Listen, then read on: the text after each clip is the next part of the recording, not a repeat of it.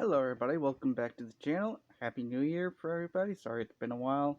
Just had some brain farts for the script for this week, but we are in week 11 and I will go ahead and go over the BCS polls. We are now down to 3 undefeateds. McNary Central, TCU, and Hawaii. As you can see in the BCS polls, we have McNary Central number 1, TCU number 2, LSU number 3, Florida State number 4, Hawaii at number 5, number 6 is USC, 7 is Ohio State, 8 is Virginia Tech, 9th is Arkansas, 10th is Miami, 11th is Wisconsin, 12th is Texas, 13th is Nebraska, 14th is Tennessee, 15th Notre Dame, 16th Florida, 17th Michigan, 18th UCLA, 19th West Virginia, 20th Mickey, 21st Cal, 22nd Louisville, 23rd Oregon State, 24th Texas A&M, and in 25th is Texas Tech, even though they're not in the coaches poll. So we'll find out now which team in the coaches poll. And as you can see with the headlines, first with the BCS rankings, Gators no longer headed to the title game, following loss to McNary Central. And humiliated at home, McNary Central destroys Florida's home field advantage. And as you can see, TCU is number 1 with 32 first place votes. McNary Central's not that far behind with 28 first place votes. LSU is 3rd. 4th is Florida State. 5th is Hawaii, who has the first place vote themselves. USC is 6th. 7th is Miami. 8th is Virginia Tech. 9th Ohio State. 10th Wisconsin. 11th Texas. 12th Arkansas. 13th Nebraska. 14th Tennessee. 15th Notre Dame. 16th Florida, which last week they were number 1. They went from number 1 all the way down to number 16. I mean, hey, then again, they already had 1 loss on their record. So, I mean, that's just how I see it. If they didn't have that 1 loss, they probably would have stood in the top 10. I mean, look at Wisconsin. They got a 2nd loss, but they lost to a decent Ohio State team. And so, if Hawaii and TCU lose, it makes me wonder where they're going to fall. But anyways, back to the rankings. 16th Florida. 17th Michigan, 18th UCLA, 19th West Virginia, 20th Mickey. As you see, they lost. Go watch the key games explanation video from week 10 that last had up for that whole fiasco. 21st is Louisville, and Louisville jumped 3 spots by not even playing a game. Cal went up 3 spots. They're now in 22nd. Texas A&M is now 23rd. 24th is Oregon State. And 25th is Oklahoma. Teams that fell out were Kansas State and Penn State. Tampa Bay and Virginia are knocking on the door, though. 89-87. You know, Oklahoma's got to basically do a put up or shut up game this week against Baylor, so that way they can remain in the top 25. Otherwise, next week we could see Tampa Bay, we could see Virginia, one of those 2 teams creeping in. Meanwhile, for the media thinks McNary Central should lead at 86 first place votes. Then TCU, who's got 24 first place votes. 3rd still LSU. 4th is still Florida State. 5th is still Hawaii, although 3 people gave that college a first place vote. Then again, Hawaii is a nice place to visit. I'd like to visit Hawaii one day, but, to each their own. 6th is USC. 7th is Ohio State. 8th is Arkansas. 9th Virginia Tech. 10th Texas. 11th Wisconsin. Now, Wisconsin's fallen 7 spots after that loss to Ohio State. Let's see where Florida falls. By number 12 is Miami. 13th Nebraska. They just basically swapped places because the media's like, hey, we like an 8-1 Miami team over an 8-2 Nebraska team. 14th Notre Dame, 15th Tennessee, 26th Michigan, 17th is Florida, so they fell one more spot more than in the coaches ranking. 18th UCLA, 19th West Virginia, which they jumped up 5 spots after not being in a game last week. 20th here is Mickey. 21st is Oregon State. 22nd is Cal. 23rd, after not being ranked the previous week, is Louisville. 24th, after not being ranked in the previous week, is Texas Tech. And Texas A&M jumps in at number 25. With, again, Tampa Bay knocking on the door, along with Kansas State, Oklahoma, Virginia. A lot of people kind of knocking at the door right there. But the schools that dropped out were Kansas State, Oklahoma, and Penn State. It's kind of funny because, well, Oklahoma did lose, so yeah, they lost 17-10 to Texas A&M. And now we are going to go into the bottom 10, which this still talks about the game between McNary Central and Florida. Florida is the victim of a rare shutout at the Swamp. So, yeah. And we will go ahead and do this. At number 1, we do have Wyoming, as per usual as it's been this entire series. New Year, same number 1. Good news, they scored 21 points against San Diego State. The bad news is they allowed 52 points to the Aztecs, and going against the Utah team next that has scored 24.7 points per game so far this year. This game will be interesting, as these two teams may not have the best records, with Utah being 2-7. I want to say they're 2-7 or 2-8. 2-7. Yeah.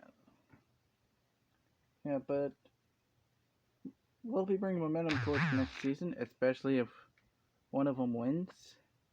And just so you know, Wyoming is now at 11.1 points per game, so they have finally gotten above 10 points per game. For BYU, they're number 2, and with an 1-8 record and a close 31-20 loss to Colorado State.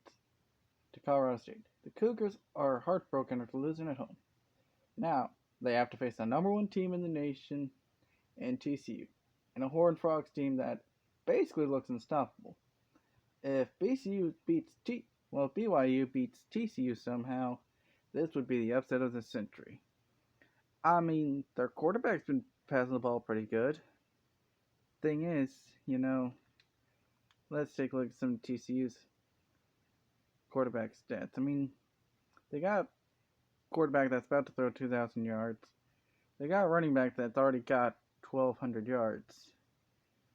And Tranius looks like their best defensive player, so we wish you luck, BYU. And at number 3 is Buffalo for one reason and one reason only.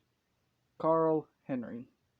24 picks to 10 touchdowns is not what you want to see from your quarterback. And if he's the starter next season, expect the Bulls to be on here more often.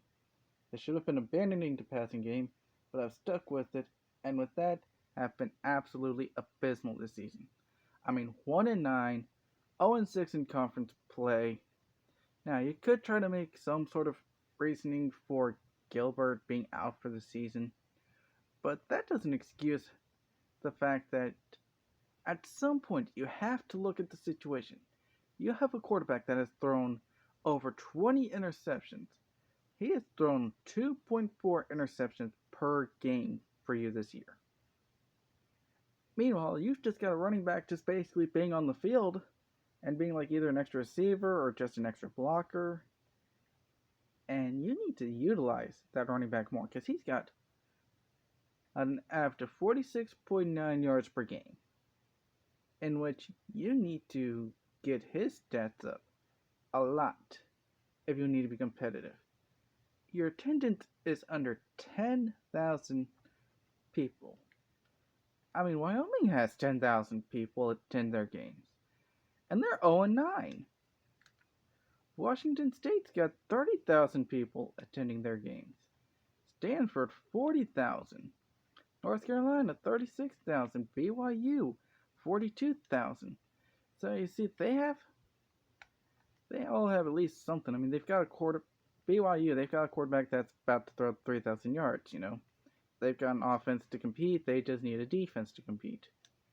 North Carolina, they have a running back that's decent in Arrington, but, you know, they're probably just going there while waiting for basketball season. Stanford, quarterback that passed for 2,000 yards this season. Washington State, a quarterback that's having a decent season. Houston, Buffalo, well, and Wyoming. Wyoming, even though they have been terrible, their quarterback's touchdown interception ratio isn't that bad. It's 3-4, but that's not as bad as basically getting close to 1 to 2.5. So if Buffalo needs to succeed next season, they desperately need help at quarterback. But enough about ranking on Buffalo. Let's go to Stanford, who sits at 1-8 and had high hopes heading into this season. Now 1-8 heading into the final stretch isn't what they expect. Let's hope next season will go well for Andrew Luck, because if not, he'll be lucky to have a job with this kind of production, especially being 117th in total yards per game on defense at 474.5 yards per game, the worst in the Pac-10 and third worst behind Alabama and Georgia. But those two have an excuse because of the fact they faced the number 2 team in the nation, McNary Central, which, if you're new to this series, I control McNary Central. You have to at least control one team in this dynasty, and I graded my high school, made them a college, so throw them in there. Making Tampa Bay, I created them as well just because. So, well, up to date there. But yeah, they're the worst out of teams that have not faced McNary Central defensively. So that's it. And now we go to number 5 in North Carolina. And the Tar Heels have been stuck in the tar all season, having 368.4 total yards per game and 230.7 offensive yards per game, both second worst in the nation. They need to find big offense stars for next season if they expect to compete in football next year. Big game against NC State will be an interesting case to see how they react to the rivalry game this year. And hopefully they can at least turn it around a little bit. And now we go to Washington State. And at 1-8, they haven't been the best team in the Pac-10, but they have some upside, losing by only a touchdown to Cal. And Aaron Blackstock has had a decent season and we just looked at this guy here, you know. Oh, Aaron Blackstock, 1,692 yards, 12 touchdowns, 6 interceptions. He should be a good mid-round pick in the draft. If the Cougars do have another decent quarterback to build around, they could be better next year. Like, I'm seeing like 3-6, 4-5 if they can get some sort of production next season. And at number 7, I mean, I could have put Baylor on here because Baylor's kind of atrocious, but they've kind of been dealing with a bit of injuries, plus, you know, getting blown out by Texas Tech. And then also their quarterback's been doing decent, 2,000 yards, 101 touchdown interception ratio, and also 19,000 for their average attendance. Troy was on the table. Their average attendance is also 10,000. But again, decent quarterback helping the team out. Utah State, didn't go with them. Utah, nope. I mean, it's not Connecticut's on the list, but they're number 8, so we'll get to them next. The next team is Duke. And it's because Andy Myers is maybe the reason for Duke being 2-7 and putting the blue in the Blue Devils. Through the 9 games this season, he has only 83 yards with 5 touchdowns and an outrageous 20 interceptions for a 1-to-4 touchdown to interception ratio. He's a sophomore, so he has a little time to turn it around, but if he doesn't, no NFL team will want him as a quarterback. And he's at 6'2". Teams might try to convert him to a wide receiver, so as he can't teach height. Yeah, no matter how tall you are, I just do what you gotta do. And like I said, Connecticut is next. Although their reasoning is because these next 3 teams is mainly because they've been on 6-game losing streaks. For the Huskies, their 6-game losing streak sucked the soul out of the team. They just suffered a 23-14 loss to Rutgers, and have been wondering when their fortune will turn around after the quick 2-game win streak that instilled the confidence into the team. If they carry this into the next season, they will definitely struggle big time, especially with them being in the Big East, having Louisville, Pittsburgh, West Virginia, having those 3 teams. Plus, in this game, Rutgers is kind of good, so you have basically half your conference being good. But so, you just gotta watch out on that end. For the next team's also a team that's on a struggling 6-game losing streak, and that is Kansas. And they're on their own 6-game losing streak. The Jayhawks were also 2-1 at one point, but they have been beaten and battered all year, falling to 2-7. Though a few weeks ago had a chance to upset Texas A&M, but lost by 7. Then just got massacred 49-7 by Nebraska. They just might be ready for basketball season already, as they have no hope of saving the season. But hopefully they can find some way to build up any momentum for the next season, so they won't be too down for the next season in the world of football. And for NC State, I'm thinking I probably should have placed them higher. Not just because the fact they're on a 6-game losing streak, but they have a defense that's ranked 107th in the nation at allowing 433.2 yards per game. And it's safe to say the Wolfpack have been having a rough year. If they can fix it up, their offense has been decent. Sure, there's the whole scoring 6 points against Miami, but it's Miami. They're in the top 10. They're competing for for the ACC championship, basically. So, you can't be too upset on that end. But this week against the offensively challenged Star Heels should help them out in building up some momentum for next season. And also, 2-7, 55,000 average attendance. So, sometimes it's just the players that kind of make your teams be absolutely horrible.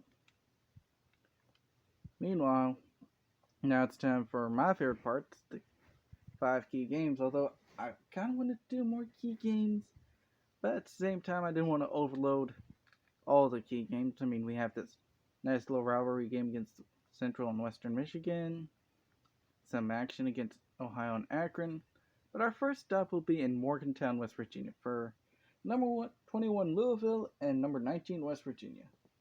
These 2 Big East teams are a big matchup to determine the Big East Championship. The Cardinals do have 1 loss while the Mountaineers have 2.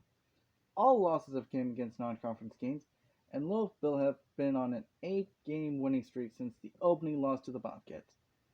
I feel like this will be a high-powered game, where there will be a lot of scoring, and I think the winners will be the hometown Mountaineers. With a rushing attack that's 4th in the nation at 245.5 yards per game, they can kill clock when they have the ball, because, let's face it, they're not going to really pass the ball, but if Louisville can stop the run game, then it's basically over. But ever since that big old beatdown, they've been trying to recover their offense and their defense. They're still 91st in turnover ratio, but, some decent stats overall. You can't fully complain on that end. And I could have probably gone with this game, but it just seems kind of a bit of a bad matchup here. You know? I mean, we could have gone with Battle for the Yellow Buck, but Illinois is not competing for the Big Ten. You know, could have gone with this because Northwestern's competing for the Big Ten. But I kind of didn't. Could have gone with Sunbelt, but that conference is wide open, basically, with that one. But I did decide to go with this one between Minnesota and Iowa. As you can see, it's Battle for the Floyd of Rosedale. And this game could either help clear up the fight in the Big Ten or make things worse. As Minnesota leads the Big Ten, technically speaking, I looked at the conference standings, they lead it with a 4-2 record, but they're in a tie with Ohio State, Northwestern, Wisconsin, and a resurgent Michigan, which I think Michigan beat them last week. I think I have that in Michigan's thing. So you already know Michigan's in here. And Iowa is sitting with a 4-3 record in Big Ten play, along with Penn State. This will be a game to watch, especially with not only a possible conference championship on the line, but also it's the annual Battle for the Floyd of Rosedale. Fans of either of these teams, can one of y'all explain this rivalry to me? Because I'm from Tennessee, so I have no clue about this. So that's all I can do. I do think the Golden Gophers will strike down on the Hawkeyes in Iowa City, continue to be on top, and have the trophy to boot. I mean, sure, you look at the stats, and Minnesota's got a better defense, and Iowa's got a better overall, but it's college football. You never know what to expect. And now, see, Maryland, Boston College, that's an interesting game right there. Versus an SMU, that could have been a good game to put on there, just by records. I could have put this game on here because of it just being about the worst teams. But I decided again to go with Michigan and Wisconsin. Number 17 versus number 10. The Wolverines have been on the rise, going from 2-3 and being questioned about their placement still in the top 25, to being in contention for the Big Ten Championship, including beating Minnesota 2 weeks ago. So, yeah, I was right on putting that in there. Though it wasn't last week, it was 2 weeks ago, but still. Beating Wisconsin would do wonders, and it could have them being the leader of the conference, but the Badgers are not going to go down without a fight. A tough loss to Ohio State has them stumbling a little, and made this all the more confusing. You see? But if they win out, they will be the champions. A third-ranked rushing attack will be the key for the Badgers today, especially with the Wolverines having the fourth best passing defense. So yeah, you got a team that hardly passes the ball, ranked 114th in the nation with 161.3 passing yards per game. And you're going against a team that allows 153.2 passing yards per game. So yeah, you're going to run the ball. Granted, they're the 21st best team when it comes to that at 95.5 yards per game. But, you're going against a team that's a bit more balanced. And your rushing defense may not be the best, but your passing defense certainly is. So, I'm saying Wisconsin will prove themselves why they are a top 10 team in Madison. Now, scrolling through, I saw a couple more games. I mean, this Pac-10 game could have been decent. Battle for Pennsylvania right here, basically. Bounce back game for Mickey. Nope, we're not looking at week 12 yet. But yeah, bounce back game for Mickey I saw. Could have been one, Especially since I don't think anybody expected them to lose to Virginia. Could have gone with this, see if Oklahoma can prove themselves worthy of still being in the top 25. But we ended up with Virginia against number 7 Miami. After knocking off Mickey last week in a stunning upset at home, the Cavs now have to travel to Miami and face the Hurricanes in a division clash for a possibility of facing Mickey in the ACC Championship. Mickey is in the Atlantic part of the conference, while Virginia and Miami are both in the Coastal. So, just for anybody who just watches these videos, that's a little clarification right there. If Virginia wins, they have proven that they can do it. But as for Miami, they have been fortunate enough not to face them, but get to be interesting to see as who would be representing the ACC in the big games. If one of these teams wins and Virginia Tech somehow beats Florida State, that was another game I was kind of tempted to put on here. I know one time I did more key games, but that's the story right there. Here. Then these next 2 weeks will be huge for the ACC because Virginia Tech, after Florida State, has to face Miami and then ends the year with Virginia. But for this game, with the second best defense in the nation, I believe the U will pull out a hurricane of problems for Virginia. And our last game of the week, we got Steve Southall's rivalry, rivalry game here between Texas Tech and Texas. Kansas State, Nebraska, battle for the Big 12 North. Texas, Missouri. Well, Texas A&M and Missouri, that could have helped. I could help out Texas A&M in the Big 12 South. Could have talked about this game. Could have talked about this game. Heck, like I said, I could have talked about Florida State and Virginia Tech. Because it is the game of the week, number 4 versus number 8. Then we got number 12, Arkansas and Tennessee.